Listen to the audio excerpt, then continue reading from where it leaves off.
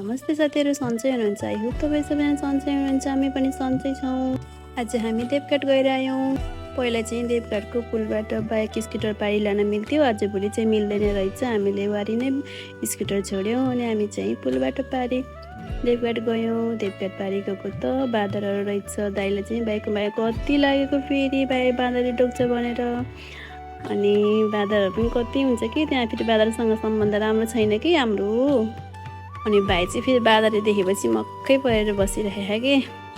अनि हामी चाहिँ पूजा गरेर त्यहाँ बस्यौँ। त्यहाँ बस्नु चाहिँ यति रमाइलो ठाउँ छ कि, कस्तो चिसो ठाउँ अनि त्यही अनुसारको वातावरण। वा कति रमाइलो। तर बाँदरदेखि चाहिँ एकदम सजग बस्नुपर्ने कि, एकछिनमै कताबाट बाँदर आउँछ थाहै हुँदैन कि। फुलहरू पनि कति राम्रो छ त्यहाँ। अनि एकछिनमा त पानी पर्न थाल्यो। हामी चाहिँ घर फर्किँदाखेरि भुइँ कटेर किनेर खायौँ। भुइँकेटा चाहिँ कस्तो मिठो रहेछ।